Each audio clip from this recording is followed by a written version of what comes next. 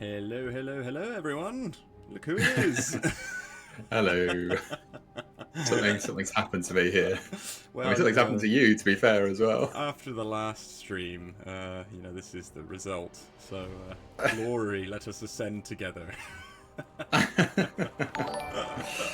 It is Ascension Day. Dear, yeah, 30 months, let's go. Yeah, absolutely. Thank you for that consistency. Yeah, thanks very much. Honestly, 30 months. I can't believe we've been streaming that long. That is pretty awesome, isn't it? What time have you Well, long? I mean, to be fair, I think I started the first ones all the way back with Kamichi, and that must have been pretty much 3 years ago. So Yeah, you pretty much from the beginning, that is every single month. So yeah, real respect, appreciate it. What a great way to start. that is awesome, isn't it? Yeah, I feel like we should celebrate that somehow. All right, well, Madame Harry, what are we here to talk about today? It's Ghosar, isn't it? Well, yeah, that's the headlines. Genestealer cults have got a codex and a Supreme Commander now, and it's an interesting one. out comes Good Tom again. Of course. Well, if there was ever going to be a stream, it would be this one. Yeah, absolutely. And yeah, the really interesting rule and really interesting choice for Supreme Commander as well. And I'm in denial about this, about why there isn't any sort of like named characters for Genestealer cults and stuff like that. Who could it possibly be? And it kind of makes sense as the patriarch. But if you think about it, the reason there are no cult members who are named characters is because either they fail and they get killed by the Imperium, or they succeed and they get killed by the Tyranids. So that there's no really cult sneaky, member. Right? There's no cult member that goes on for infamy and be successful, across multiple planets, because either way they end up being dead. A successful cult member is biomass. Right? Yeah, that's a good way of thinking about it. Unsuccessful one is a heretic. Yeah, and so biomass. Yeah, and so the patriarchs obviously are just extensions of the hive mind, so they don't really have much of a personality, and even if they do, that personality isn't necessarily going to be passed on to the next cult members. If they do establish multiple cults, there wouldn't be anyone to tell you about it. So the idea of a named Genestealer cult's character kind of like, yeah, it makes sense that there is none, and the patriarch obviously being the source of all of the cult makes sense as being the Supreme Commander. We already had Ghosar, so Ghosar's got a little promotion from the hive mind, and we've got our Supreme Commander patriarch. Promotion from the hive mind, or a promotion from the civilians, maybe a bit of both. Before we jump straight into Ghosar and spill all the juicy details and everything, we do have a little bit of an announcement to make about campaigns, and I'm going to bring up a little bit of a splash image here and let you talk through it, Harry. So let me bring that up right now, but this is going to be essentially a new format for campaigns going forward. Yeah, absolutely. So I think it's no secret, no surprise that we're talking about this.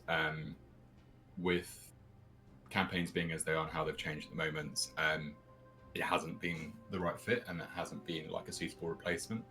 The blog post that went out about energy, all of that's true. So basically, we've got an issue where, due to the fact that we can't guarantee the stability of the game, where we might drop matches here and there, like the energy system is not sustainable.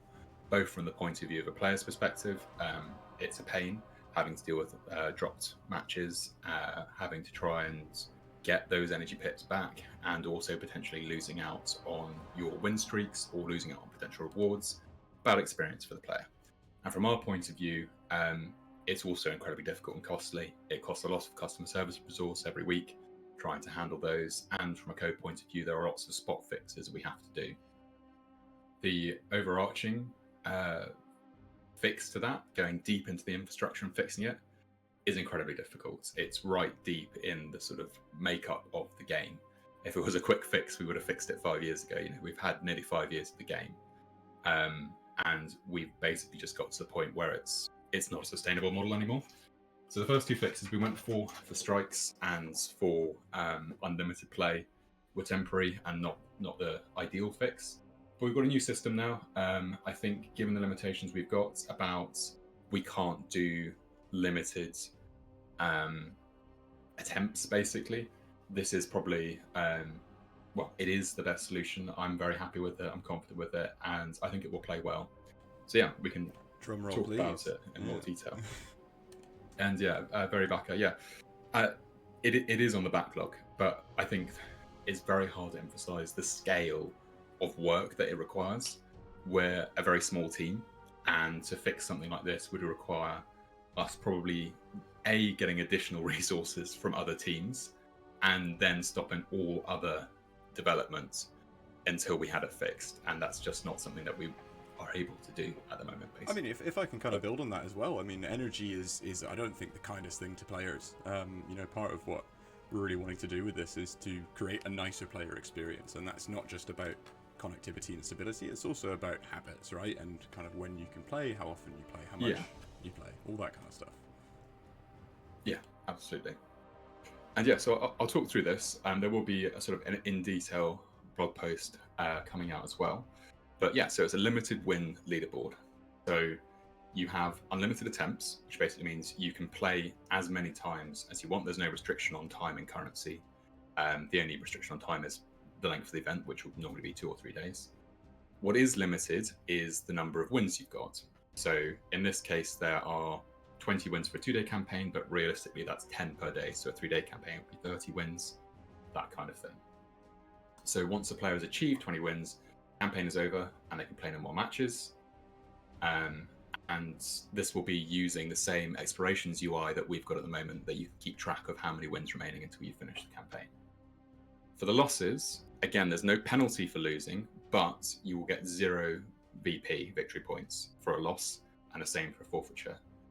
The reason for that basically means that, again, losing doesn't affect your ability to play, but it means that it prevents an exploitation loop, basically, where players can surrender on purpose or force losses to keep their number of matches or their number of attempts going. The number of wins aren't affected, so they can keep playing. So if you lose or you forfeit, you get 0. Realistically, though, that's not that much of a penalty, because the loss effect here is you go back 1 level rather than the traditional 2. This means that you go back to the last level that you won. So it should be quite easy to go win that level, come back up. And therefore, it doesn't penalise your chance of earning victory points. If we went back 2, then obviously it would be significantly easier than the last time you lost, and you get less victory points for a less easy battle. And with the scoring of it being all, basically, because losses and forfeitures count as 0, it is just counting all of your wins. And therefore, the best way to score the highest on the leaderboard is to have an unbeaten run. There is no benefit to forfeiting or losing or anything like that, because the higher your streak, the further forward you will go, the harder the battles will be, the more VP you can get. Purposely forfeiting or grinding or anything like that just doesn't work, because you get 0 points in those cases and you move your progress ever so slightly backwards. So does everyone get 20 wins, get the first place prize? No, so it's not like a milestones board. It's still done by victory points. So it's the same victory points leaderboard system that we've got going at the moment. I know that there are some long-standing sort of complaints about the victory point system, and it is under review. Again, I don't have any concrete points for that. I think the sort of headlines on the victory point system is we want it to be simple enough that everyone understands how it works, because I understand that's a big problem at the moment, where there is a large equation involved. So the large equation involved was trying to make sure that it was fair, but that therefore meant that it obscured the visibility and understanding to players. And we also want to make sure that it doesn't encourage people to play a particular way. So the emphasis on wounds at the moment meets that defensive playstyle. So that's kind of the problem that we're looking to solve. But as a result, that's 2 almost contradictory levers that we need to pull. So we're getting there, but it's under review. So with unlimited, I can grind to the top if I really want to. No, you can't. You can't, because it's only counting your wins. And every time that you lose, you go back. So grinding and losing on purpose means that the highest possible level you could reach has gone down. Because if you think I've won one, I've gone to 2, I've lost one, I go back to 1, but I've still only got 1 win. So the next time I win, I'm still winning at level 2. I'm not now winning at level 3. So going for your unlimited, clean run will every time be the best score. It doesn't fix the problem with disconnects. Of course it doesn't. That's the key issue. We can't fix that. But what it does do is it means that disconnecting will not penalize you, and disconnecting yourself will not be an advantage in any way. So yeah, it's absolutely the best we can do for the minute. There are some other levers that we can absolutely pull as well, going into the future if we want to develop it further. But given the tools that we've got, this is the most robust that covers everyone's bases. I know a lot of people were saying about the problem with the unlimited is that there are people who are playing too much. Well, if you're a top level player, then you can just play 20 matches, you win all of them. There's no restriction there. And if you're even at 50% win rate, you probably have to play more, 40 matches rather than what would have been 24 and stuff like that. So, yeah. I think a really important point to mention on this, sorry to butt in a little bit, is that, you can play your matches at any point during that 2-day period, if it's a 2-day campaign that we're talking about. And so when we talk about things like, connectivity, that's one of the major reasons that we do something like this, because with energy, what happens is that all the energy drops at the same hour, at the same point of the hour, and that is one of the large drivers of connectivity issues, is everyone kind of mashing that button at the same time, basically. What a system like this does, and what we've seen this do with strike campaigns and other campaigns that haven't used energy, is that it results in significantly reduced connectivity issues. So that's one of the major upsides to a format like this as well. Yeah. So yes, if you disconnect, it will break the clean run, but you won't be reliant on CS reimbursing you that. You won't have to wait to get that back, and because you're only moving back 1 step, the penalty will be minor. And of course, with the VP system and the random generated decks that you're fighting, there will always be an element of luck involved anyway. So the important thing, where the question of, well, could I maintain my level? So when I lose, do I stay on the same level? The concern that we'd have there is that because there is the random chance of the generation and how many VP you score, how well you performed and stuff like that, that there would be a very real chance that people would forfeit games when they were doing suboptimally before they got the win. So try and only play the level until they get the best possible score and then finish it. Because there's no penalty in that sense to losing, you don't get moved back. You can just play that level ad infinitum until you're happy with your score. And then this concern about people saying, oh, well, the people here who grind forever, they have the advantage. Well, that would be the only way that they would have the advantage if we did maintain the levels. You didn't get shifted back a level. So it's never going to be perfect until we fix the issue that some matches get dropped. But this is as close to perfect with the restrictions that we do have. And as I said, there are different levels and rooms for improvement that we've got. And this is an iteration, right? So I hope that we're trying to get this right out to you guys as soon as we could, right at the top of the show, because we do recognise that people have been talking about this. This is a hot topic issue, and we really wanted to emphasise that this is something that we really care about. We're really trying to move forward on it as quickly as we can, to address some of the concerns, the comments that people have had, right? So please do keep asking questions about it. Keep the comments coming, because we're always going to be reading it. We're always going to be trying to incorporate that feedback and kind of, improve the game experience for everyone. That's what we're here to do. That is our job. Yeah, absolutely. And I think the point is that, off the back of that is there isn't a fix. This is it. It can't be changed. We're very open to iteration. I think this is probably the most stable starting point. And for who has the time to grind an infinite number of levels, no one has an infinite amount of time. But we got to the point with the unlimited campaign where I think some people actually broke the leaderboard just by the sheer number of games that they played. Like the number overflow wasn't quite able to handle it. So there are people out there who play this game a huge amount, and given unlimited opportunity to do so, they will. And if my theory about we don't do the maintain level proves to be needlessly cautious, then we can try it. My other concern as well with the maintain level is if we're talking about newer players, if they found a level that they can't beat, being stuck on that level is incredibly frustrating and basically soft locks them out of the campaign if they can't beat it, because then they're just waiting for luck to be able to get through that level. And then when they do get through that level, they're into the next hardest level, which is going to be even harder and even more of a grind. So by moving back just one level rather than two, you're put in a position where you should always be able to win your next battle, because you have already won the level to get to this point, rather than saying, you've lost this level, keep grinding this level until you beat it, and then once you beat it, it's going to get harder for you. And so the idea of a newer player trying to get 20 wins is almost impossible. So the ability for new players to participate would be severely hampered in that case as well. And this is what I mean, and this is why it hasn't been an easy, quick fix. There are a whole different number of levels of considering, the veteran players, the new players, about how people choose to play, when people choose to play, what's fair, how a leaderboard works correctly, and things like that. So, well, I'll tell you where I'm at. I'm looking forward to it because I love to sit and play in proper bursts, like quite a big session at once. And to me, I look at this and I go, okay, I can just knock out all my battles at once in one big session after work or something like that, right? And that suits me to a T. So, I'm personally really, really looking forward to it. And if you're a lunch break or toilet player, it suits you too. Well, yeah, exactly. That happens. Hopefully lunch break and toilet isn't necessarily at the same time, but you never know. Whoa. We're gene stealers here. We're not animals. Come on. Well, with that kind of key messaging out of the way, shall we jump into a little bit of what we're really here to talk about, the kind of main topic of the show, which is, of course, the brand new Supreme Commander, so I'm tripping over my words, Ghosar. So I've got a nice little image up here.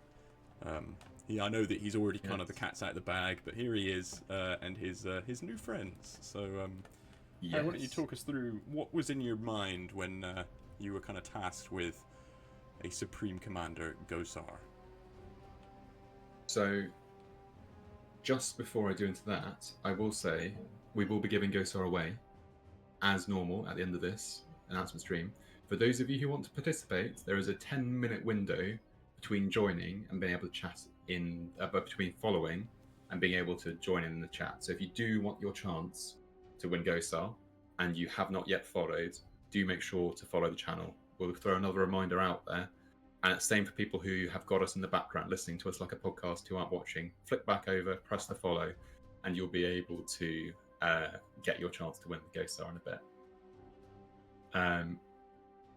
Jinx, did you miss anything? Yeah, a little bit. You missed a broad talk through the entire new campaign revamp, the what we've been working on, what the issues were, and all the rest of it. But you can watch on catch up. It'll all be there on a video on demand as soon as the stream's over. That goes up. So, and we've got a big blog post coming out that is even more waffly than me in person. Trying my best. I didn't realise that was possible. That's. Well, I know I have editors to try and stop that being the case, but but so Supreme Commander Ghosar, what do we want to try and do? What were we channeling? Well, the obvious, really famous mechanic from the tabletop is the ability to bring cards back. Bring units back from the dead, and it's also in the lore very thematic. There's this never-ending wave of cultists that come out of the woodwork. You kill one, another one appears. Everyone around you is suddenly a cultist, and as you beat through the hordes, the denizens from the deepest parts of the cults, hidden most in the hive and stuff like that, begin to crawl out. So you already thought it was bad, but more and more powerful monsters start to come out of the woodwork, and it really feels like that sort of Doom music end boss where the soldiers get progressively tougher and tougher, the monsters get bigger and bigger, and then finally the big boss lands. And I think as we go through the rule, you'll see that's very much being captured in how we do it here. And also, with the popularity of Horde mode the last couple of times, how would you like to play your own Horde? There's a little bit of that in there as well. quite something, couldn't it? So here it is, Ascension Day in all of its glory. Yeah. Okay, so first part. The first time each friendly card with a cost of 10 or less is destroyed, add a token of that card to your deck. So how that basically works now is every 10 cost or less Tyranid card has Endless in addition. That Endless copy goes into your deck with an asterisk, so the Endless doesn't go back onto the table, goes into your deck, and those tokens will not have a trait, just like the Endless cards don't have a trait. And it does mean that an Endless card will put 1 token on the field and 1 token in your deck, so it's 3 for the price of 1 now with an Endless card. This stacks then with the next part, the second part of the rule.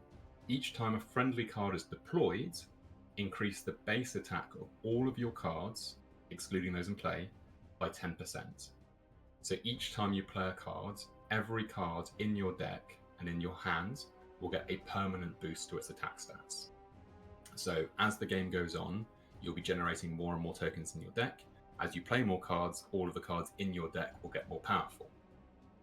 So you do end up at the point where you end up bringing out some really terrifying monsters. I think the biggest we managed to get Ghosar coming out with is 150% buff to his stats by the end of it. Problem is, though, is that there is a little bit of brain power involved with things like play order, because I've caught myself out multiple times. But oh yeah, I want to get this guy out there. You're like, oh wait, yeah, nobody needs to get the little guys out first. And there is a risk that you're trying to stack the buff so much that you're throwing out wave and wave of fodder cards, and you're not actually making much of a damage in the opponent's deck at all. And you find that you actually have to fight the entire opponent's deck with your 3 key cards, at which point Ghosar is quite exposed.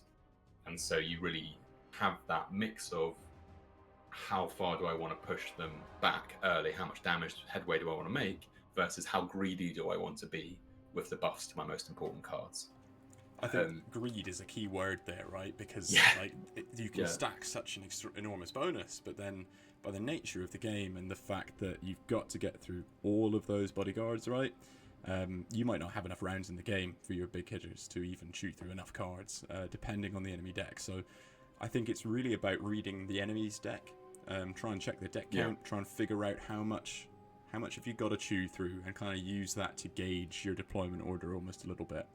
To me, this rule screams and feels like ambush. That's the word that comes to mind, where you put out your little bait, your little small fry, and then you just ambush the enemy and absolutely rip them to shreds.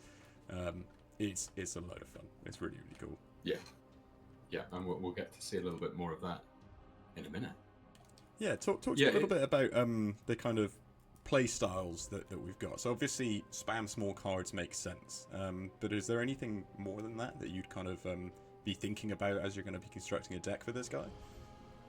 So I think with the interesting thing is the fact that it's quite easy to overlook is the fact that the cards that come back, the 10 of less cost cards that come back don't have their traits. So often some of the cards with the best traits have less good stats.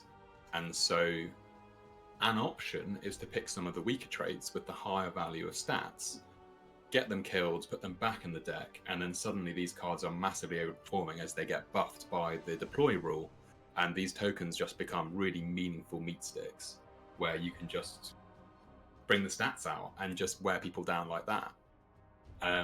There is an option to go really heavily into that, and as I say, aim for the 150% buff, which is everything is a 10-point cost card, except for Ghosar and one other or 2 other key players, but on a Barrage or a Sonic Blast or something like that. Problem is, you lose that card, you're cooked. There's a really sustainable playstyle, particularly with Gene Stealer cults, with doing a lot of mid-level cards. So rather than having that, I'm sticking my head out and relying on something on the 40+ point range that could get hit by Target Acquire a Big Game Hunter, playing very heavily into that 20 to 30 point range, particularly at 200 points. That's a very viable way of doing it. And it means that those cards that go from being strong go into really potent and feel like 50-point cards when you're paying that sort of 25, 30-point cost for them. Absolutely. I mean, that's key, because the card being deployed that increases the attack stats of all the cards in your deck, that doesn't need to be 10 cost. That can be whatever cost in the world, right? So there's it's really important to remember that these are almost 2 rules in one, and they will trigger independently. You can, of course, kind of double trigger it with the 10 cost cards, but that doesn't mean that your mid cost cards are not going to benefit or kind of synergize with this rule. Yeah, absolutely. And I think this is an interesting one, and we've tried to take some of that feedback on board about a lot of the Supreme Commanders feel a little bit wasted in your standard 200-point ranked. And so this is definitely a card, obviously 80 points being the cheapest that a Supreme Commander can be. And also his rule revolving around cheaper cards means that he can end up having the Bio Titan dealing 400 damage, or he can have a very competitive 200-point deck, which is based around that swarm and 10-point cards with that mid-level tier of 20 and 30-point cards. And he's no slouch, Ghosar himself. Oh, no, he hits like a truck. Put all those stat buffs on. That's... Yeah, you play him right, and as long as you've got that support on the flanks, he's got Fear and Inspiring Presence, so as long as he's dueling someone, he is probably one of the most lethal Supreme Commanders in the game by the time he comes out. Problem is that he can't rely on the Fear to protect him from the flank, so if you ever get outnumbered, which is where this greed comes in, you've got to be aware of your own greed, where if you do leave yourself overexposed, Ghosar will fold. I see. But with support, I see a horrible future ahead of me, Harry, where I'm going to get really greedy in some of these PvP games. My psychic sense is tingling. You know, the hive mind's talking to me. I play my trap card, Pot of Greed. Yeah, absolutely. And very back. The tokens don't retain the traits of the original. No. That's for balance, but it's also because if they did, then Endless would create an infinite loop.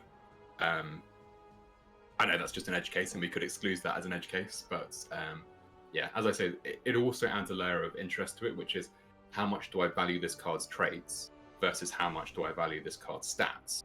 Because bringing a stat-heavy 10-point cost card is as valuable or as valid a choice as just bringing, I want to bring the Medicae, but it's got really bad stats. It's like, is that actually worth that slot? Versus bringing an average card with undervalued traits, and actually this becomes a real beat stick of stats for double the point. You know, you get 2 of them for 1, and the other one gets buffed in the deck, kind of thing. Well, we'll see. We'll see. And there's that greed again. You know, I think the 3-point Ripper Swarm with Medicae is going to be a very, very tempting card to include in Ghosar, and I think situationally, Medicae is always good. But you're not going to re-trigger that Medicae, and the Ripper Swarm doesn't have the greatest base stats, right? So do you really going to get the value out of that card slot? Yeah, it's not so much about the points there as the card slot, where you really want to get as many triggers as you can for these rules. Before we kind of move on again, I just want to remind everyone that at the end of the show, we are going to be doing a giveaway, a set of giveaways, a couple of which will be Ghosar. Make sure that you give the channel a follow, because you must follow the channel for at least 10 minutes before you can chat, and you're going to need to chat to enter that giveaway. So just to repeat, if you want in on the giveaways at the end of the show, make sure you follow the channel now, and you'll be able to chat in time for that. So just want to reiterate that message. We have 2 Genestealer Cults cards with Endless currently. We've got Chidra, I believe it's called, which is the Metamorph Hybrid, very old card, one of the originals, 6 points. And then we've got a 5-point Brood Brother. It's Jed Crookfinger. That's the one. Yes. Who I believe... No, he's not from the same set as the recent kill team. But yes, we do have 2. We have a Brood Brother and we have Chidra as well. And of course, we do also have a small little subset of new Genestealer Cults cards. My God, that is a bit of a mouthful, you know. Coming out as well. I don't know if you want to say a couple of words about these guys on screen now. I'll quickly whiz through them. So we've got the Cult's Locus, interesting one. But he's got a unique trait combination. He's got Taunt and Regeneration. So with the buff to Regeneration and the damage potential blocking of Taunt, obviously, and his incredibly high health pool for his cost, he's got a very good chance of staying around. And he deals a significant amount of damage. So if you can heal him with the Medicae and rely on his regeneration, then yeah, he can absolutely stick around and do a really good damage dealing job whilst also taking the hits, because his role is as a bodyguard. We've also got another taunt, which is the Goliath Truck. Talking of taunts, which is what we're seeing a lot of now, is the standard sort of bog standard transports coming in as that really heavy duty taunt cards. It's really interesting. Taunt cards have gone through a bit of phases where having the really cheap one just absorb a hit or two one round was really valuable. But as we've been saying in balance changes and all the rest of it, the increased lethality of the game has meant having a taunt card that can reliably last 2 full rounds, both yours and your opponent's, and means you don't have to be as cagey with your attacks, though, is useful. Yeah, the attack isn't great, but it's a truck with some guns on, and that's the case with a lot of these. I think that might be the best transports. response I've ever seen you give to a question, Harry. Just deadpan. Yeah, it's a truck. I mean, yeah, it is a truck. It is a truck. Hasn't even got the rock grinder on the front. But yeah, it follows the same sort of theme for a lot of them. Hits like a truck. I don't know. It's a moot point compared to most of the other things I mean, hit like a truck in our world, yeah, that's fair. But if it hits like a Carnifex, it's a bit different. Oh, I see. Mike is spreading rumours about me, but Lodger, I think I did miss you a little bit. Just a little one. Yeah. It's good to see you, mate. Welcome in. And then I guess the big one is we've got a legendary Genestealer Cults now, the new model, the Benefactus, coming in at the Genestealer character price cost of that sort of high 20s. Interesting combination of Big Game Hunter and Fear. And a it's gorgeous model, by the way. I absolutely love this sculpt. Big Brain Boy. Oh, yes. But yeah, it's a very good... cheers, Logic. It's a very good, potent damage dealer. And being specialised means that it has a little bit more of a niche in the Tyranid Psychic decks, which are also quite niche. But also because it's got the Psychic ready on ranged and melee, much like it has been with, for example, the... got the name, who's the Psychic? Who's the Null Psyker? What are they called? Off the top of my head.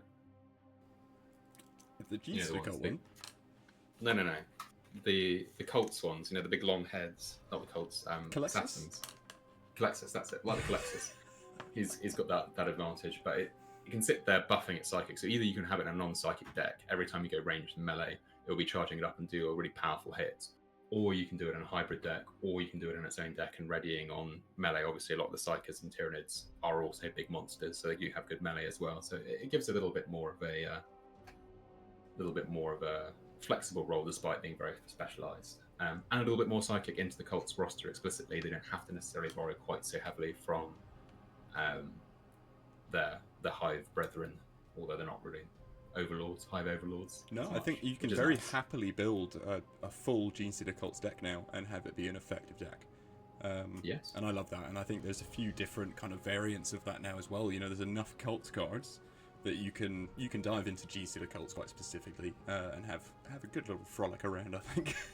Yeah, absolutely. And yeah, very back. I love that comment. He looks like he knows all the lore. Yeah, he's or he knows the entire 40k rule set. Maybe that's. Yeah. All right. Well, I think that's the whistle stop tour of your new shiny Cults. Sadly, Mega Bassist, we have not announced the new Ultramarines Secret Lab gaming chair yet. But one day, you never know. We've talked. Oh, go on. I was just going to say, all you've missed is we've talked through the revamping of the campaign system. So that's pretty big news. And we've talked through our new Supreme Commander, which is pretty big news. Not going to talk through all the campaign stuff again. You can rewatch it and there'll be a blog coming out. But if you want to know more about the Warlords, new Supreme Commander, I think we're about to show him off, I believe. Segway. I think we are. Shall I take him out for a spin first? What do you think? Oh, right. Okay, yes. It's on. I will, it's on. I will. We I just will crack the change knuckles, my you know. Do some stretches. Get ready for this epic. Who shall Best of 3. All right, here we go. I've still got Scarbrand in my dev setting. Bring him out 200 point minimum. Just to reiterate that PSA, guys. After this best of 3, where I will invariably wipe the floor with Harry. We're going to be doing a set of giveaways, and you must be a follower of the channel for at least 10 minutes to enter those. So if you haven't already, give the channel a follow. But without further ado, should we hop into a battle? Yeah. Are you going to throw out the request? I'll throw out the request. Oh, yeah. There it is. Don't appreciate that, Anathaz. It's we got this. Oh, look at those cosmetics as well. Beautiful. Yeah, there they are, the new Gene Stealer Cult's cosmetics as well, and the title, Patriarch. Wow, I'm going to smash the patriarchy. And of course, in here as well, we can show you a little bit of a reminder of the rule, and you'll get a chance to see all of the VFX, which our artists have been working very hard on, and I think look really cool. Very slick, actually. Can you full screen the battle? The bow doesn't like our faces, apparently. Sadly, with the dimensions of this screen, even if I did full screen it, it wouldn't get that much bigger. So we're going to keep it like this, I'm afraid. Morven Val, huh? Yeah. I realised that actually I've probably played like a very hard counter because you're going to have lots and lots of tokens, and I will get lots and lots of miracles out of it. And I wasn't really thinking, I just picked it up. Oh yeah. Well, it's because that's what we were showing off last time, and I just said, okay, well, if I'm not doing Ghost, I'll play the last deck that I had saved, which was Val.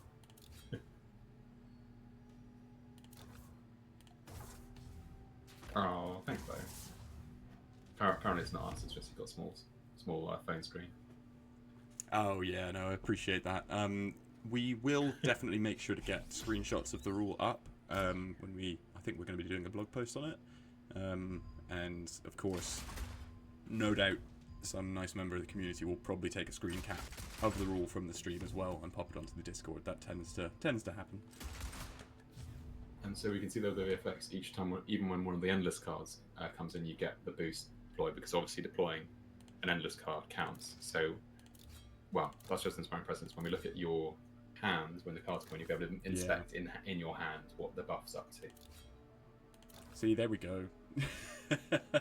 He's already on it.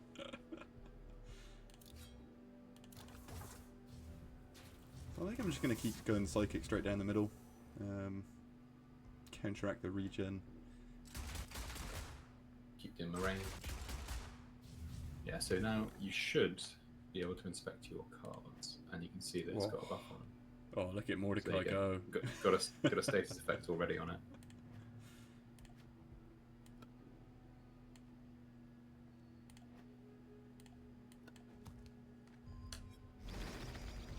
I've got the classic stream jitters, you know? Like, I'm not thinking straight. Bring out a big card early with 7 cards still in deck. That's right. It's minimising the amount of buffs that's going to get. Because that's it, once it's on the field, it will not get any more buffs. It's true, but I would like to keep churning through cards. Especially the slightly higher cost ones that you've got. You know, I'm mostly concerned about stacking my buffs on Ghosar himself. And if I can make sure that Ghosar is timed with when Morven Val is near the board, I'm feeling pretty good about myself. Yeah, I mean, we can look at your deck. You've still got 7 cards, and I'm down to 4. Despite the fact I've chewed through loads of them, you've still got a full deck. Well, I don't have great cards left in my deck, but... well, I don't know, I can't see them.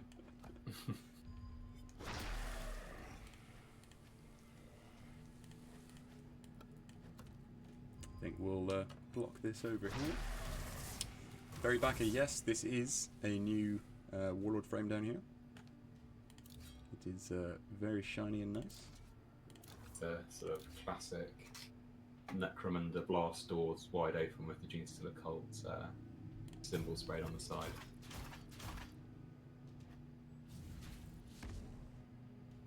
Depending on what you deploy here, that could have been a real pro gamer move. What? I'm just hoping for a good Psionic Blast on my next turn. Oh, big miracle though. That's a nice barrage. And another one. Oh. And there goes the poison. Oh, I'd like to say you got a little lucky there at least. Play out the fodder first, because remember that each time you play a card, it buffs the cards in hand.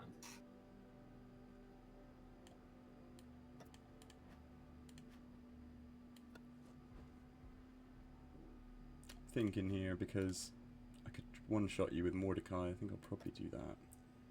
It's not the most ideal use of everything, but I think getting rid of pop them down and don't. Getting rid of the Magic Manticore is important. What buff is he on now? What percentage stat buff has he got? Mordecai? So 90%. Yeah, 90%. Casual. Very, very casual. Oh, but the miracle! Oh, no! Ooh. Oh, no! Oh, tense. Tense. I can't even read chat anymore, this is tense. It buffs every card in your hand and in your deck. So it's just not on the field.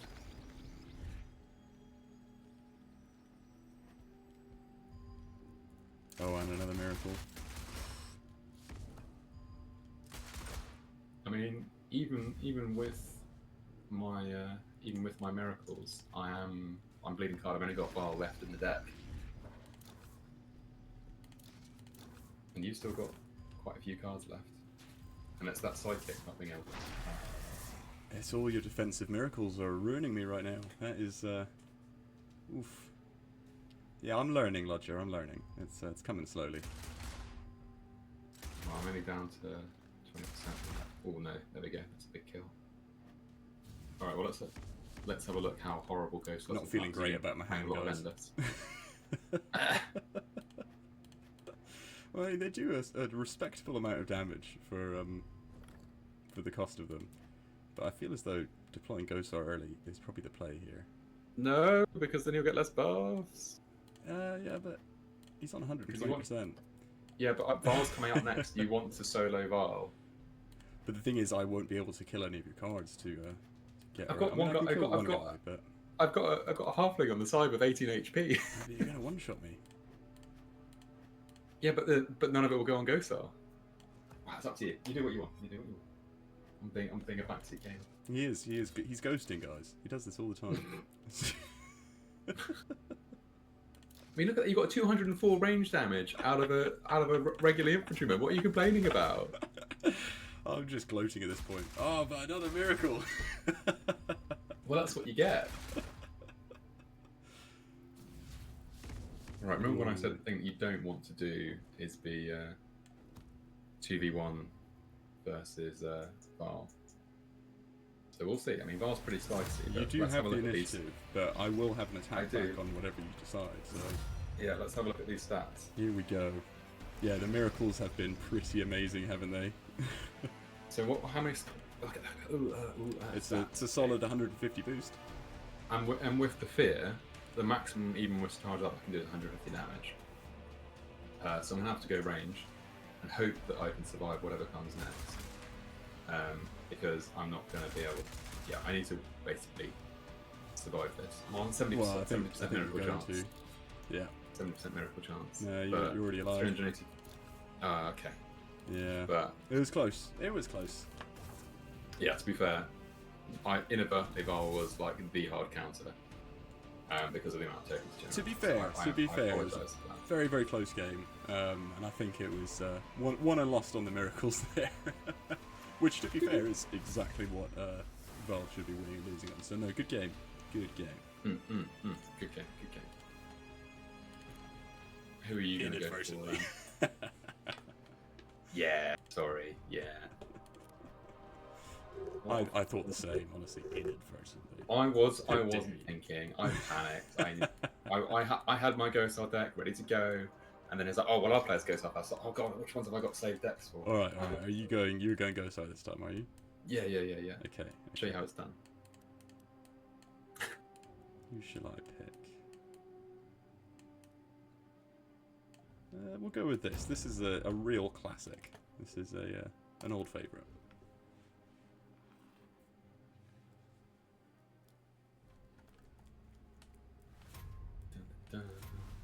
I thought you were actually the Corpse Lord there for a second. His avatar is the Corpse Lord. Yeah. Well, he's now the new meta ever since his buff. Oh, Radical Ferret, that would have been a good idea.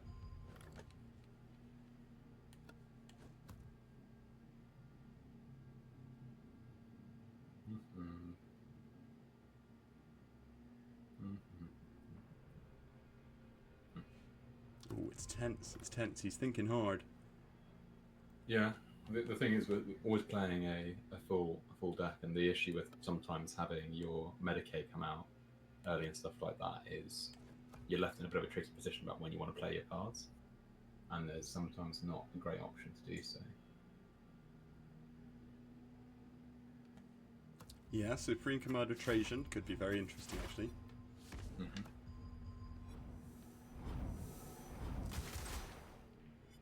The double deploy from Endless really is awesome, isn't it? That's just so good with that. Yeah, no, big difference. Well, kind of made for it, 100%.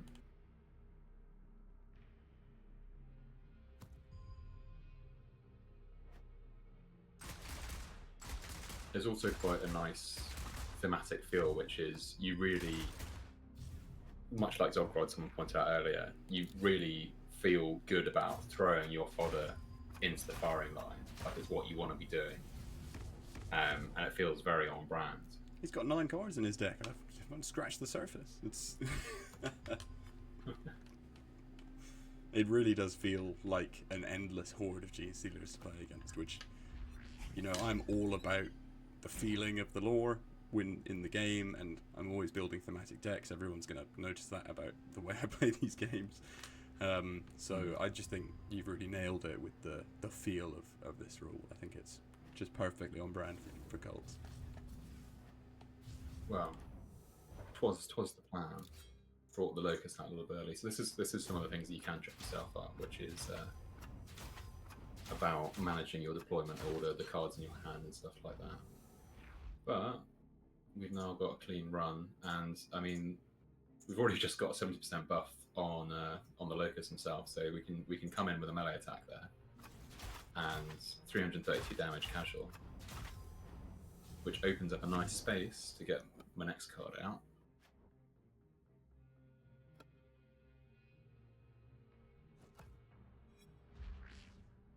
Ooh, got your own cheap card out. Yeah, well, very back, and no joke, they really do hurt. Even the Biovegas here on his second outing is looking pretty mean. Yeah. Leaving And a it's card also on 1 interesting HP is- always hurts. That's you get to control the pace of the game a bit as well. About it's really important to pay attention to who's going next. Whether it's my turn or your turn. When do I throw my fodder out? When do I want to take advantage of my cards being able to attack next?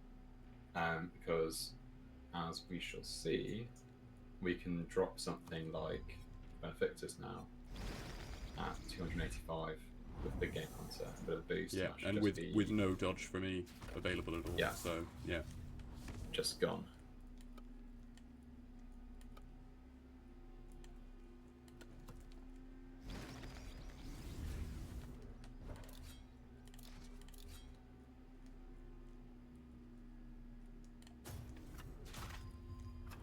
Oh, and the card count goes up again. Or anti-infantry coming in clutch there. I'm not feeling great about it because Mozrog on his own against Ghosar, I don't put much faith in Mozrog in that fight. So yeah, my Ghosar is up to 290 melee at the moment. That's before Inspiring Presence.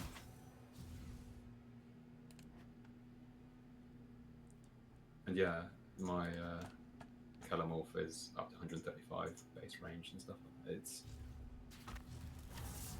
It's a very interesting one to play with as you play it.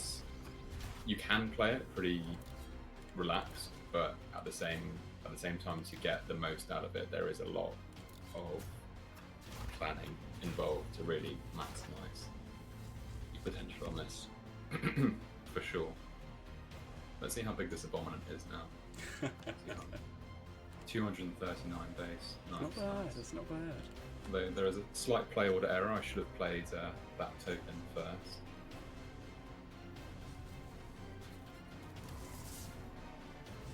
Yeah, Ghosar's got depth, doesn't he? There's a lot of kind of nuance within every turn. Yeah. Yeah, chat's really speaking my thoughts right now. Oof. The visual representation of the inside of Tom's brain. Right, let's get him out. Let's see how he's doing. Where is he? Stop, he's already dead. 410 base on Ghosar there with Inspiring Presence. There we go, there's a 150% buff I was talking about. You inspect him, he's up to 150% attack. Well, to be fair, I was at real. 150% as well. I was just feared. Right, I won't give you the satisfaction of pressing the button. I'm jumping on the grenade.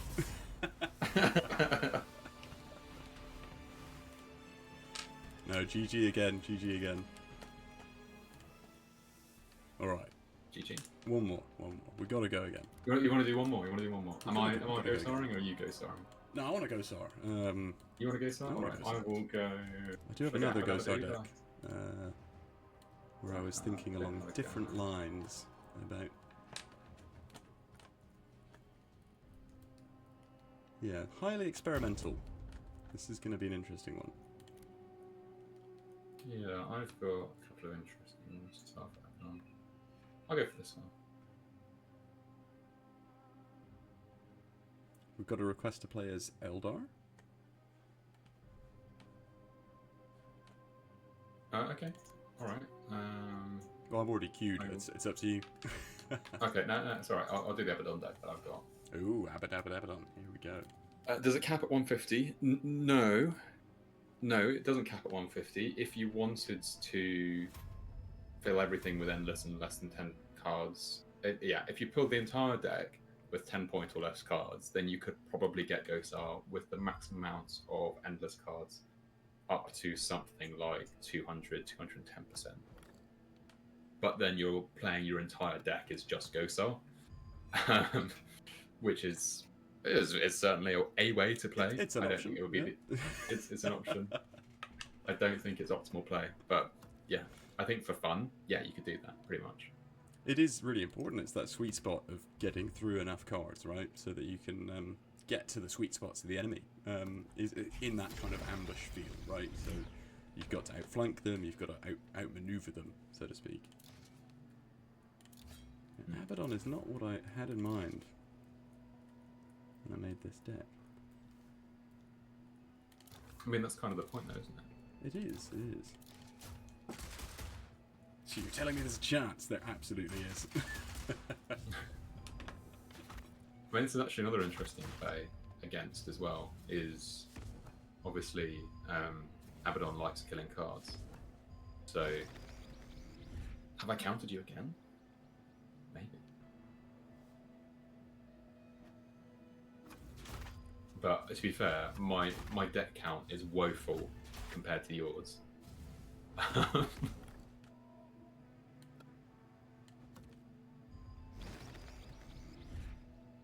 Quite early to bring him out, isn't it? It is, yeah. I didn't have a great option there. I needed to draw him.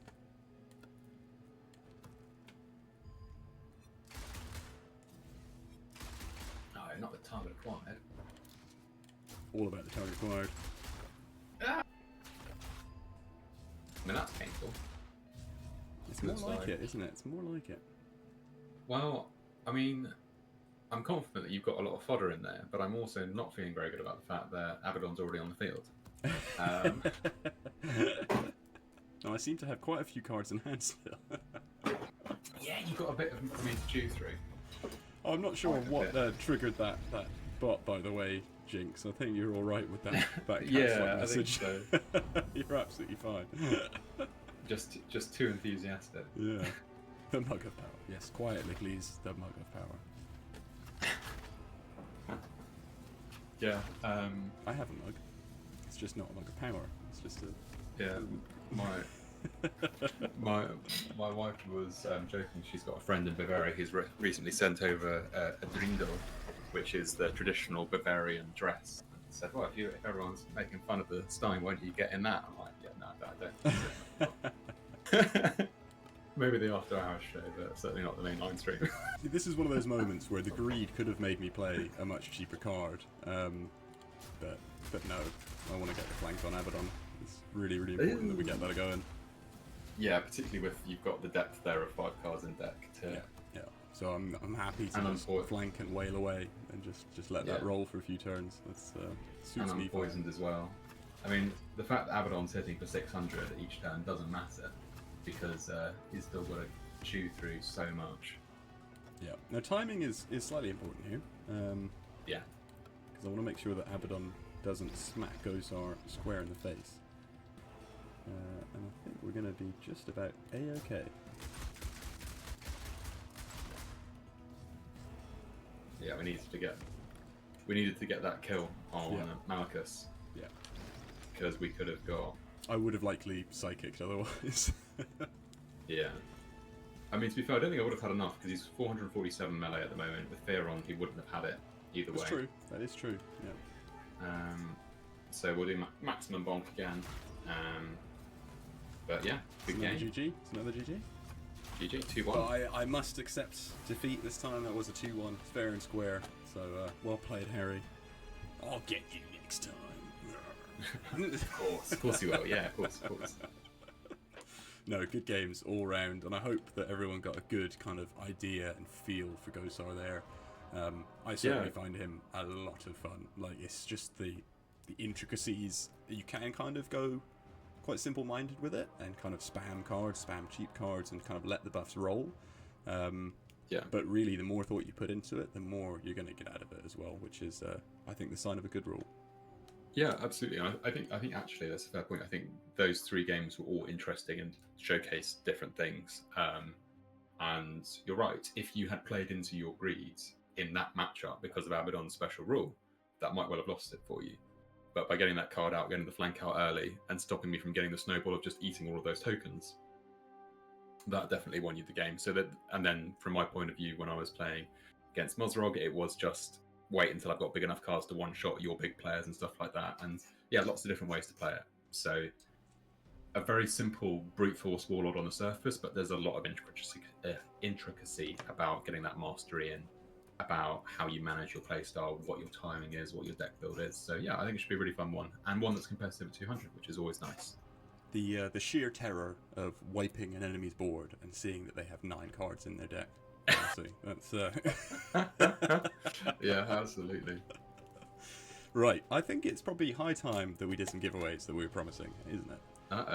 So let me bring up my thing. If you haven't pressed follow yet to get the giveaway, then that's your fault. But I if think you the press window follow is now, lost. Yeah. if you press follow now, you might be able to get in on the final giveaway, which will probably be it's true. the Combat Patrol. It's so true. You never I know. think we're going to probably do the Battle Force last, actually. But let's open up on the big ticket item, which is, of course, none other than Supreme Commander Ghosar. So I'm going to click a button on my end, and then you guys just need to type !join in the chat. You'll get a ticket for the raffle, basically. And then when the time limit's up, we will do a bit of a draw. But I've got a 2-minute timer on each of these to make sure that everyone has ample time to join. So I'm just going to click the button. We're going to let that roll, and we can keep chatting. I'm going to say this every stream. Pop them in. I'm going to say every stream, but the exclamation join is really easy and simple to understand, but it's really disappointing. Like, we'd have gone for exclamation ascension, something like that, and it... Well, you should have told me earlier, Harry. People don't know how to spell ascension, Harry. I know I don't know how to spell ascension. Doesn't matter. I mean, I think I could do it with a gun to my head. Maybe not. Too much pressure. That's a very aggressive spelling bee. Exclamation mark brood. Yeah, keep trying. That's.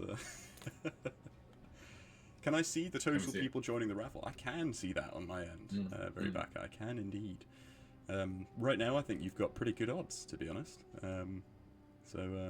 Yeah, just dissuade your fellow people from joining. No, that's not true. If you haven't joined already, get those exclamation mark joins in. You can only join once per giveaway.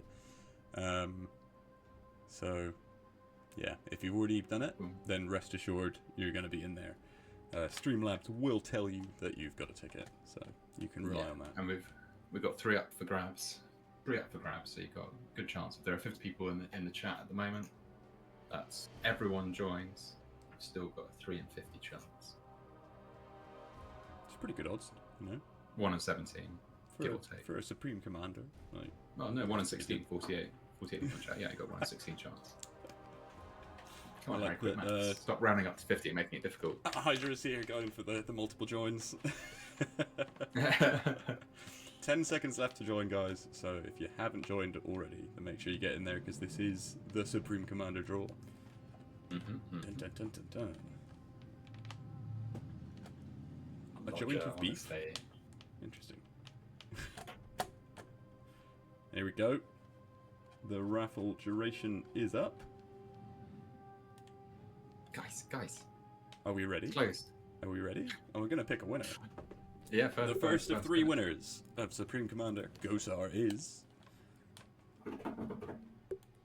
Ghosar. I can say that, yeah. Ghosar 2. Congratulations, mate. That is 2 copies of Supreme Commander Ghosar. Coming your way. Let's rock up with winner number 2, which is... Mega Bassist. Well, hey, he's just posted a grats message. Are you congratulating yourself, mate? Congratulations, buddy. That's awesome. Alright, and winner number 3, the final winner of Supreme Commander Ghosar is none other than... It's for all those joins! There we go. The calls of rigged are going to be ringing clear from the mountaintops. I can hear it already, honestly. Massive congrats to the winners there. I can assure you there was only 1 entry. I can see it on this end.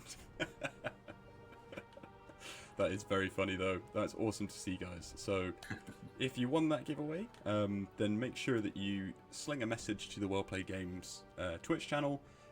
We're going to send you messages anyway and try and chase you down, but if you guys contact us, that just helps us to join up the dots and get your rewards even faster.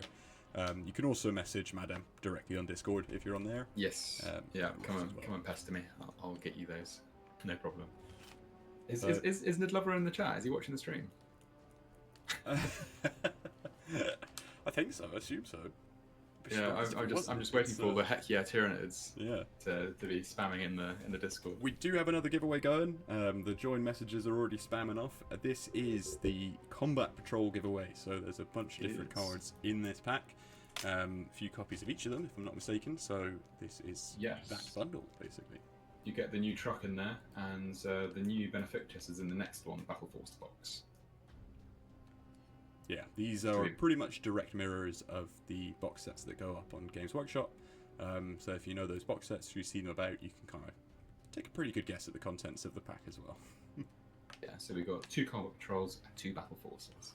And people seem to be pretty hyped about that Benefactor, so the Battle Force, that's going to be one to watch out for sure. Oh, yes. Well, I mean, I ate some big shots from that Benefactus in one of those games. I'm still reeling from it. That's an awesome looking model as well. I just want to reiterate that. I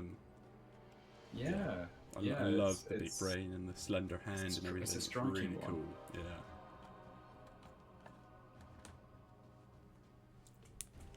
Ooh, it's about 30 seconds left. We've got a few more entrants this time, so I think we may have sharpened the mind since the last one. So make sure you get your joins in if you haven't already. We will be doing the draws in just about 20 seconds. 19, 18. So, we've got more to talk about than that, I'm sorry.